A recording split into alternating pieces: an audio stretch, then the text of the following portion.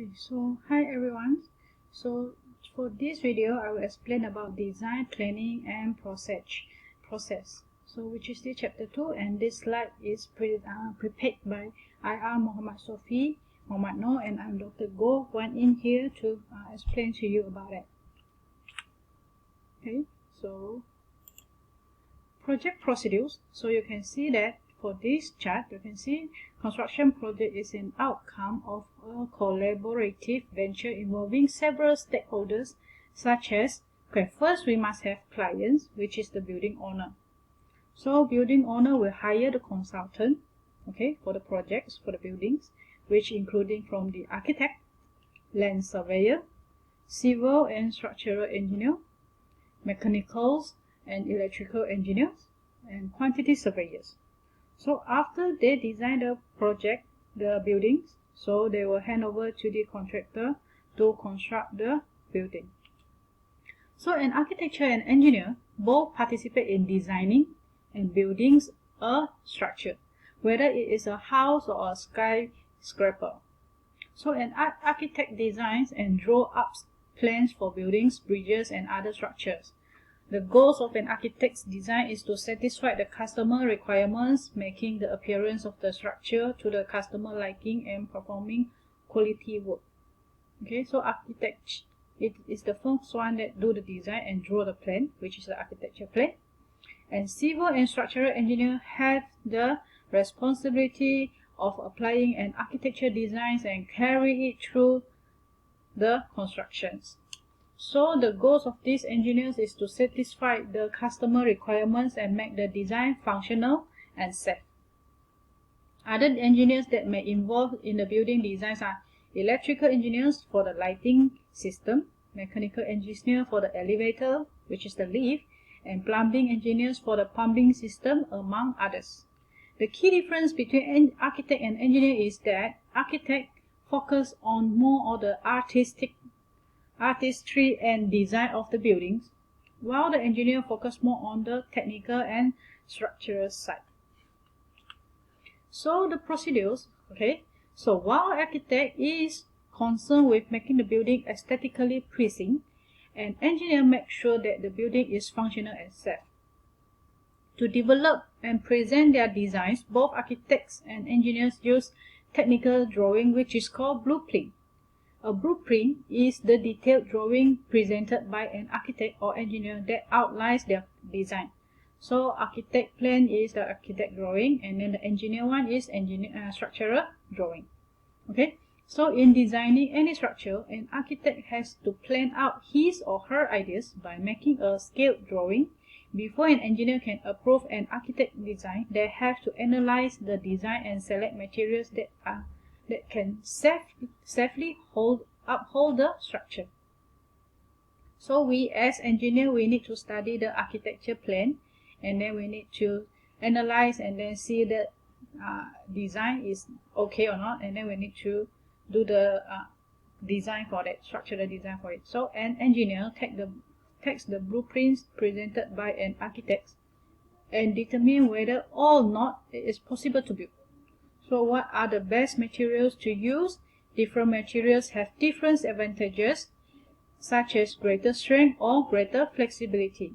So there are a lot of decisions that go into every minor detail of designing and building structure in order to design safe structure that will last for many decades.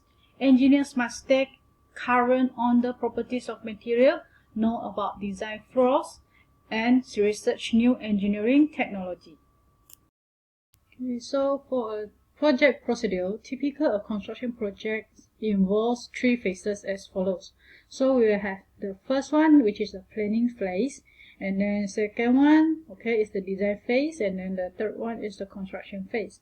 So what is planning phase? So planning is normally carried out by an architecture to determine the arrangement and layout for the buildings to meet the client's requirement with due regards to aesthetic, environmental, and academic considerations. So architects have the responsibility to discuss with the clients, that meet the clients meet, that client will request with the architect what is the need for the buildings Okay, so second one is the design phase. So once the building form and layout have been approved, details of the project have to be worked out by various consultants. So that list of the consultant, example like the surveyors, land surveyors, the civil structural engineers.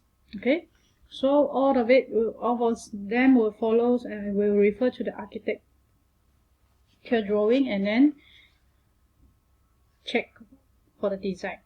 So after the design, okay, after they done the design, so the plans and design conceived on papers are translated into reality by the contractor, which is the construction phase. So a structure which may have be well planned and well designed has to be built well. And the responsibility for this not only lies within the contractor who is entrusted with the executions, but also with the construction engineers who undertake supervision on behalf of the consultants. So project procedure, so we can see that here we have 5 stages. Okay, so first one for the task of the structural engineer is selections of the most appropriate structural system, idealizations of the structures into the frames and elements. Number 2 is estimation of loadings. Okay, and then number 3 is analysis to determine the maximum member forces, moments, shears, torsions. And number 4 is design of the sections of reinforcement arrangement for all structures elements. And number 5 is production of layout, detailed drawing, and bar schedule. So this is at the consultant stage. After the structural engineers get the architecture drawing from the architect, so they have to do these 5. So let we see the architecture drawing. So what is architecture drawing? So architecture drawing is an essential part of any design or building projects or build project. They're typical of communication, translating the ideas of the clients or designer into a collection of drawing and documents that clearly, accurately outline what is to be built, where it is to be built, and how that is to be built. So they provide the information and specification to not only the clients but any additional consultants required on the site. So this is very important. Okay, architecture drawing normally consists of site plan, floor plan, roof plan, elevations, which is front, rear, side, and also the sections. So we can see that this is an example architecture drawing. Okay, so the first one is the site plan. So architect will start their drawing by preparing the site plan, which is a view looking down at a building from above. So site plan is from top to the bottom, okay, which including, you can see that these 3 planes. Okay, the site plans were created to illustrate the locations and orientations on a plot land. So it provides information about the site topography, landscaping, utilities, and site works. It's also very important for the architecture to make a site plan to illustrate the existing nature and building feature. So you can see that this is the key plan. Okay, and after the key plan you can see the location plan. So from this key plan we can see that where is it. Okay, so let me zoom a bit. Okay, so you can see that the proposal site is located here. So from this key plan we can see that this proposed site is here, around here. And then they can see that this is the location plan. It will point out where is the location, which is here. Okay, and then after that you will have a plan for the site plan. Okay, so this is the plan for it, for the site. So let's zoom out.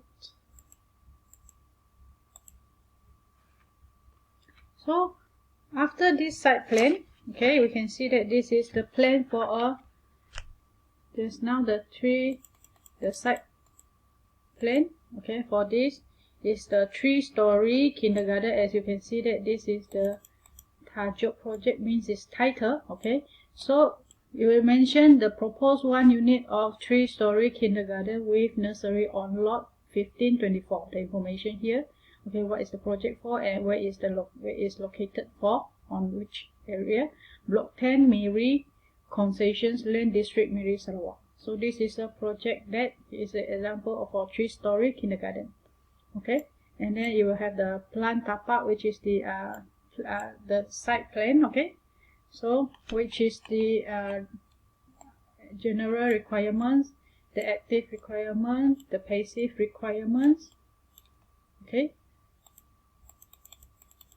so you can see that this is the location plan, key plan. Okay, so that's the example before. You will have the key plan, location plan, and then this is the site plan, which is here. Okay, this is where it located together with the information of topography surrounding it. Okay, so you can see that it's surrounding the natural and built features here, and this is the proposed building here. Okay, so at this building you can see that it will mention about the existing store, the existing building, and then the proposed building is here. Will provide a lot of informations. Okay, so you can see that it will mention ground occupancy load calculations here. Okay, and then draw by who, check by who the project, and then the project title, drawing title here is locality and key plan, and also the site plan. So you will have all of this, and then it will mention what is the legends for it, including all this, so you can refer to this. So basically this is an example for a site plan. Okay, so this is the first one, then we go to the next. So architecture plan, for next one is the floor plan. So for floor plan, a floor plan is the most fundamental architecture drawing, which is a view from above showing the arrangement of spaces in the buildings in the same way as a map. Okay, but showing the arrangement at particular level of a beam.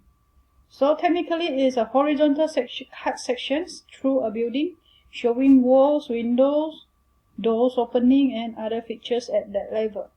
Okay, and a plan view including anything that could be seen below that level, the floor, the stairs, but only up to the plan level, fitting, and sometimes furniture. Okay, geometrically, plan view is defined as a vertical orthographic projections of an object onto the horizontal planes, with the horizontal planes cutting through the buildings.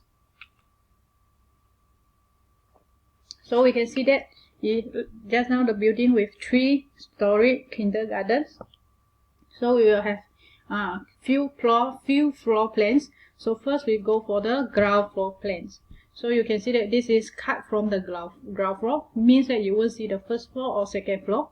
So the ground floor is the first one at the ground. Okay, so you can see that from this we have the information about where is the meeting rooms, the staircase, the utilities area, the corridors, dining area, nursery 1, 2, 3, 4, 5, and where is the door open. Okay, and where is the toilet located. So you can see that all this with information and the dimensions. So you will read this.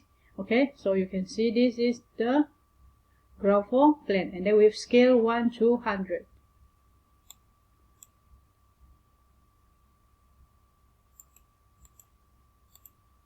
So also that, other than that, we will see the first floor plan. So just now is the ground floor plan. Okay, so for this you can see that the staircase is like this going up, and then at here, okay, so the staircase is continuing from here, and then this one is climbing to the second floor later. So you can see this is the staircase area, and this is classroom 1, 2, 3, 4, 5, 6. All these are classroom, and then in the toilet areas, and then the corridor 2, 3. Okay, and then this area, all this staircase 1 and staircase 2. And also you can see this is the A. You can see this is Y1, Y1, Y2, Y2, Y3, Y3, and X1, X1. So this one is the cut section where I will explain later. And this is the second floor plan. So just now from it climb to here. Okay, so you can see that all this is mentioned in detail. So this is the second floor plan. You have the prayer rooms, music room, art rooms, computer rooms, library, restroom, toilets, corridors, stairs. Okay, so a lot of architecture plan is like this, and then it mentioned that what is the size for it, like 1,200 high plastered brick wall finished with paint on both sides. Okay, slab to structure details layer of then roof membranes underneath through the building materials, cement board, okay, on properties, fastening and plaster finishes. So all this detail will be explained here, and also must have the scale unit, okay, and then all the details is here. Okay, and other than the floor plan of each floor, of course we also will have the roof floor plan. So for the roof floor plan, you can see that this is the roof floor plan. So the information included inside, it will show you, okay, so UGL Unilock, okay, the AZ150 in light beige color, clean color, bond with thickness 0.48, TCT at 3 pitch, okay. CD/W bubble foil on hot dip galvanized iron frame to structure engineers details. Okay, so you can see that all this, even the rooftop already telling you what is the color it needs and then what is the material it needs from the architecture requirement and the discussion from the client. So you can see the RC flat roofs. This is the RC flat roof with Sika waterproofing. Okay, so all these are the floor plan. So other than floor plan, we also have the, so other than that building, so we have another example, which is this is a building for a three-story school buildings. So this is more easy. You can see that this is a ground floor plan, which you have classroom, okay, and then have the library. Okay, so all this. So also the same, you have office for the first floor, and then here you have a workshop, and then the staircase, and then the corridors. So this is the second floor. You have the classroom for, or these are classroom, and then this is the workshop area. So you have the cut section at Y from here and X from here. So this is the floor plan, okay. And then this is the roof plan. So you will see that this is the how it's fall from here to here. Okay, to the left, to here, okay, to top and bottom, and here to the left, to the right, and how is it, okay. So other than floor plan, we also have the elevation plan. So elevation plan is a view of a building seen from one side, a flat representation of one facade. So the most common views used to describe the external appearance of a building. So each elevation is labeled in the relations of the compass directions its face. Example, looking towards the north. Okay, when you look from the north, looks toward the north, then you will see the sub elevations of the building. Okay, buildings are rarely a simple rectangular shape in plan. So a typical elevation shows all parts of the building that are seen from a particular direction. So geometrically, an elevation is a horizontal orthographic projects on a building onto a vertical plane. So a vertical planes normally being parallel to one side of the buildings. Okay, so this is the example elevations, okay, drawing for the kindergarten buildings. So you can see that this is elevations A, which is from the front view with scale 1 to 100. So you can see that this is the building. With your imagination, what is the front view will look like. So let me go back to the plan of the ground floor plan. So you can see that, okay, you can check with this ground floor plan, okay. So where is the view from the A, B, C, and D? So the elevation plans will be viewed from this side. Okay, your eyes, when you stand here, what will you look at? And B is from here, you check this. You view from here, from B. C is from here towards here, and then D is from here to look at the building. So let's go back to the elevation plan. So elevation A view, from here you will view with the view from the front. For the kindergarten plan, you can see that this is the classroom and this is the corridor with the lift, okay, and the toilet area. So this is from the C, just now from the rear, which is another side. Just now is from here. So this is, if refer to the ground plane, is ground floor plan is from the C, okay, which is here. And also from the, this is the side for the elevation B, which is from the right side just now in the ground floor plan, and then this is the elevation D from the left side plan. So this is very helpful when we will do the construction. We can see that is it what we construct will be the same with this. It must be same with the elevation plans for the outlook. Okay, and then this is and then the example for the elevation plan for the school building. Another example just now for the plan. So you can see that this is the front elevations from the front. Okay, what the school look like. You can see this is the classroom, this is the corridor with the stairs at here. Okay, so for the elevation plan from one side, so you cannot tell like the buildings is square or rectangular. You look from the one side.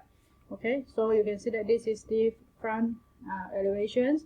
Left elevation from the left. Okay, from the left what will look like. So from the left it will look like this. Okay, if you view from the left, and then from the rear, which is the rear elevation. Okay, just now you have front, and then you have the rear. What is it look like from the rear side, and then from the right side what will it look like. Okay, so for the school building is a L-shaped building, so that's why you will see that this is not rectangular, and then you will see different buildings like this. So you will see this from this building, and then there's a L-shaped buildings from here. Okay, so cross section. What is cross section? Cross section also simply called as sections, represent a vertical planes cut through the object. So everything cut by the section planes, okay, is shown as bold line, often with a solid fields to show objects that are cut through, and anything seen beyond generally shows in a thinner line.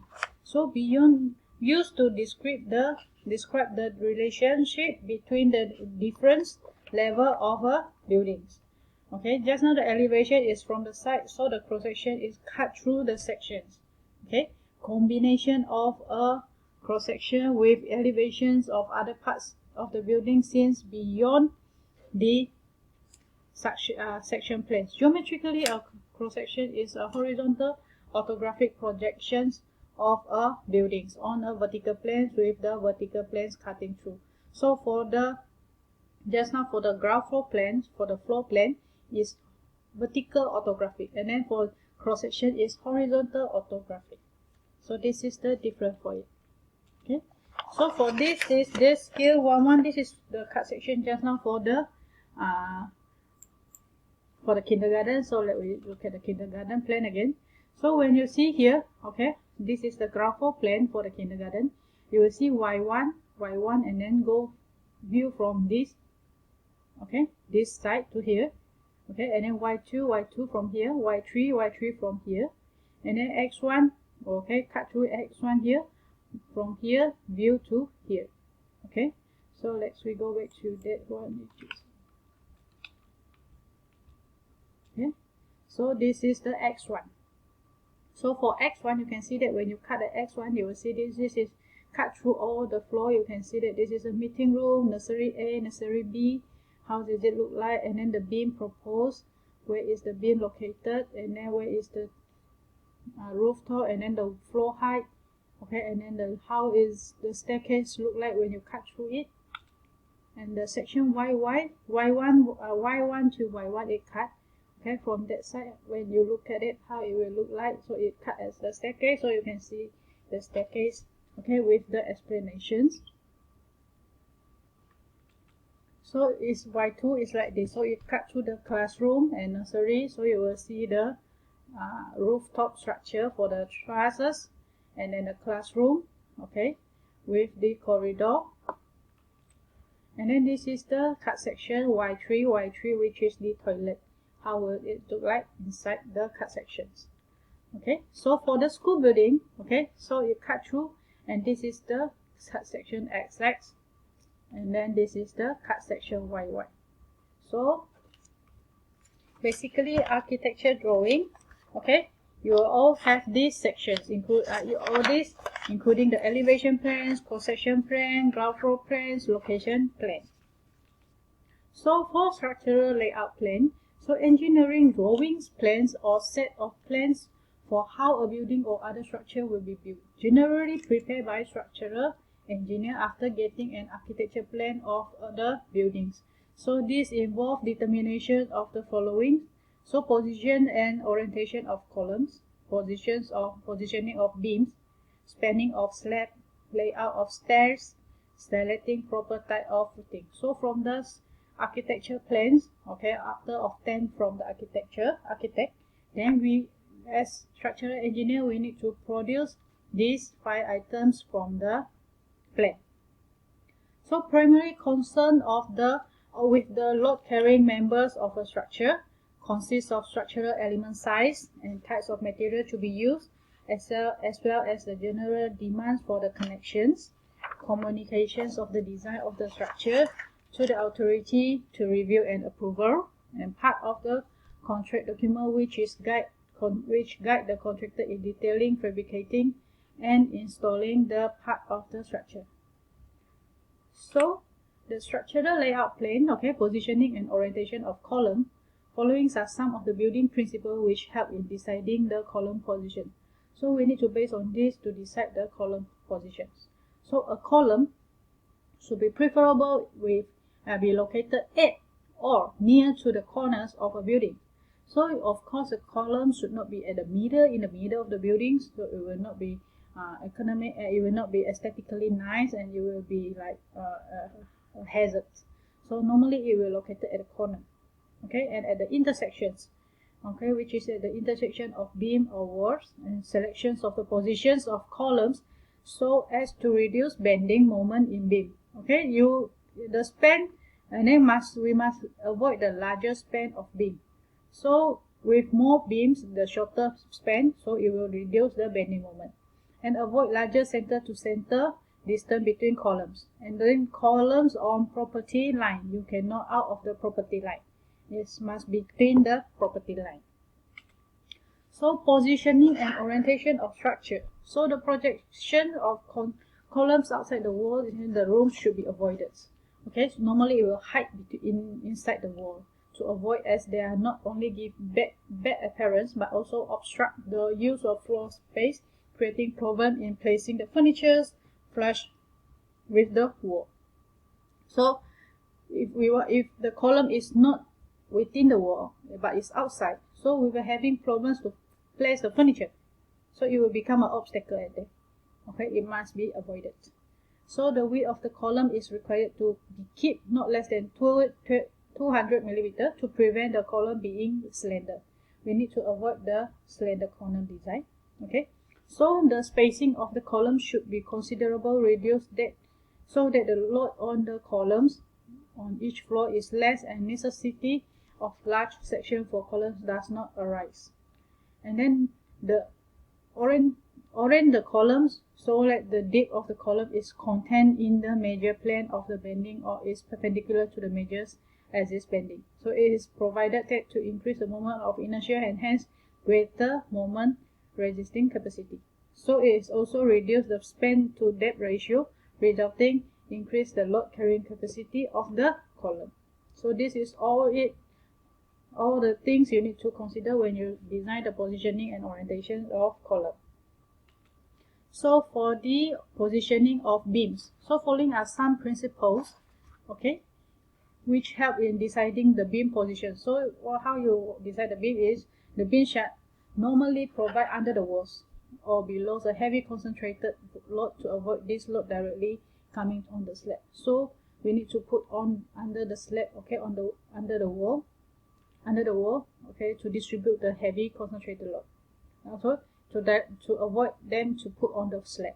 If put on the slab, then the slab may fail. So avoid larger spacing between the beams for the deflection and cracking criteria. Okay, so the increasing in span L, which resulting greater deflection and larger span. So if the beam spacing is too big, so you will have bigger deflections. Okay, so beams shall normally be extended as function to support the secondary beam or to provide rectangular shape of slab. So the beam, okay, normally the beam will distribute the load to the column, but if secondary beam will not distribute the load to the column, but secondary beam will distribute the load to the main beam, and then from the main beam it will to the column.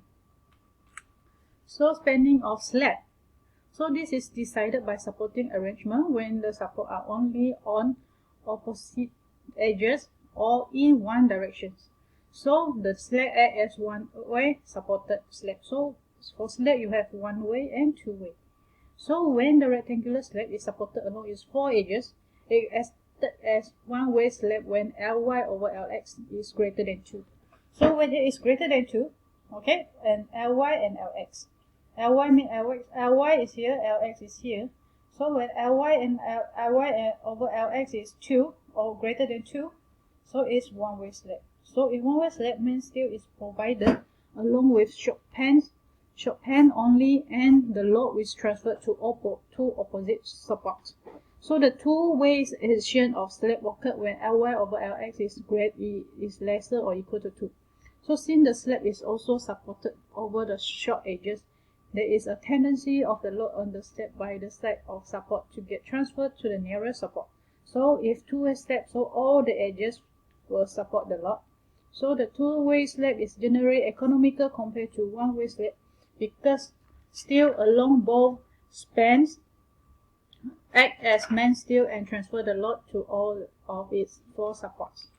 So the layout of stairs, okay, for the staircase is constructed to provide ready, easy, comfort, and safe ascent or descent. Okay, so it consists of a flight of steps and usually one or more intermediate landing provided between the floor. So you must provide an intermediate landing, okay, for the floor for our comfort. Okay, the dimension of stairs should be such as to give the maximum comfort to the users, which depends on the use of the buildings. So the basic guidelines of staircase layout was clearly stated in the Uniform Buildings by the Law UBBL 1984 and BS 5395-1 2010. Normally, an architect will provide all the information required in designing the staircase. So it is structurally designed to consist of upper and lower support. And then for the footing types. So the type of the footing depends on the load carried by the columns and the bearing capacity of the supported soil. So to decide the footings, we need to check the load, okay, the load carried by the column and also the supporting soil. If let's say the soil is thick soil at ground and then it's very deep, so we need to use like the pile support instead of the shallow foundations. So the soil under the foundation is very susceptible to large variations. So even under one small building, if the soil may vary from soft clay to a hard sand. So it is necessity to conduct the survey in the area for soil properties. So we do the site investigation for this. Okay. For frame structure, isolated column footing are normally preferred except in case of excess of great depth. So pile foundations can be an appropriate choice. If the columns are very close, space and bearing capacity of the soil is low, so rough foundations can be an alternative solution. So for a column on the boundary line, a combined footing or rough footing may be provided. Okay, so you can see that this is the footing plan, where this explains the footing, okay, which is below the column for the support.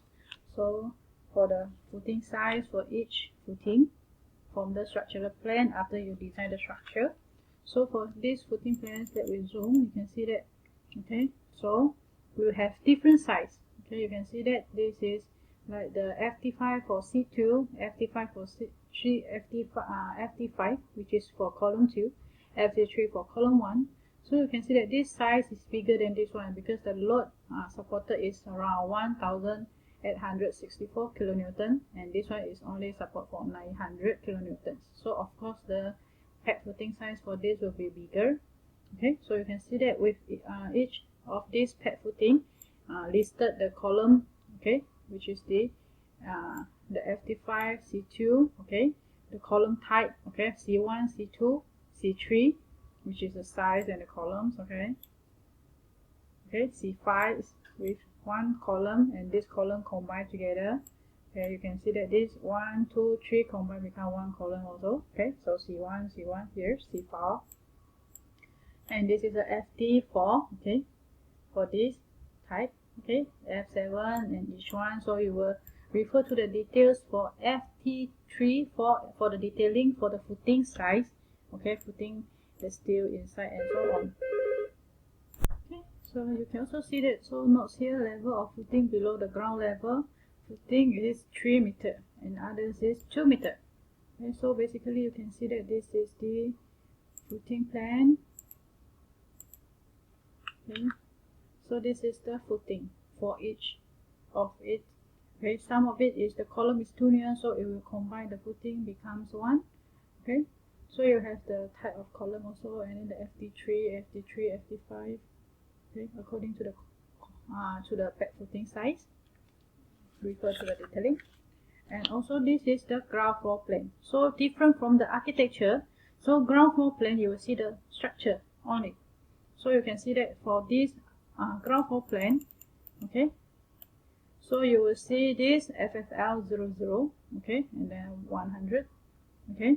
So here means no drop, and then is thickness is 100, okay, and then this is 900 the size, okay, and then with together with the beam size, okay, 150 times 500, 200 times 500, okay, and then for the staircase, and then also here we will have this, right, unless otherwise all stated, ground beams are 200 times 550. So only the listed one are different. Other than that, all this without list. Here you can see that here didn't mention here. Here all 200 times 500 here. Okay, so and also here you can see this is the floor. Here you mentioned the 100 thick concrete slab reinforced with a layer of BRC, okay, and then the reinforcement details, and then 100 thick concrete slab reinforced with a layer mesh fabric and 1 layer of plastic sheet.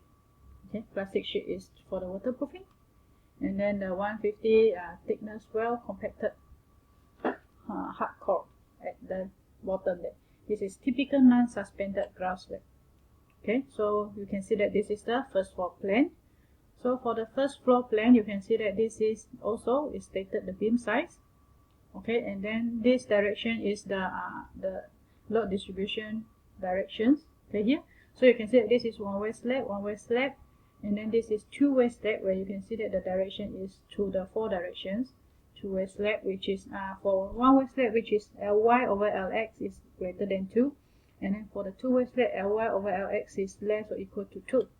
Okay, so you can see that this is the structure plan for the first floor. Okay, otherwise the stated that all the floor slab are 100 mm thickness. So you can see that here didn't mention the floor thickness. So all are 110 millimeter. Okay, so we go to the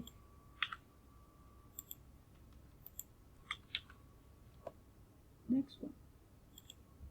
So you can see that this is the second floor plan. Also the same thing, you mention the dimensions for the beam, for the beam size, and also all the slab are 110. Okay, and then the direction for the load distribution for the slab. Okay, and then the scales.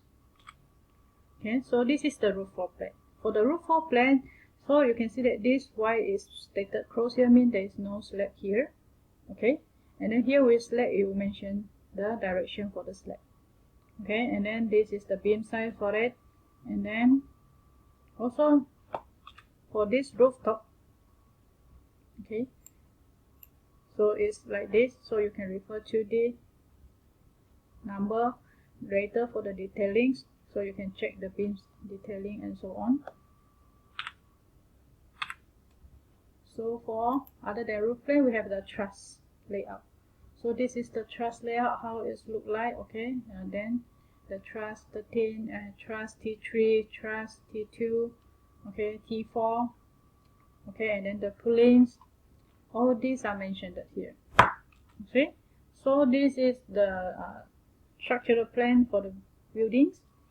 And then the preliminary element size. So one of the main load that a structure must support is its own weight. So it is essential to know this information so that the different part of the building can be dimensioned. So the size of structural elements normally can be determined based on this criteria.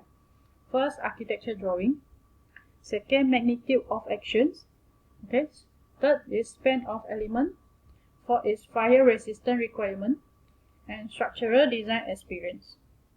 So for this is the consideration in doing the preliminary element size.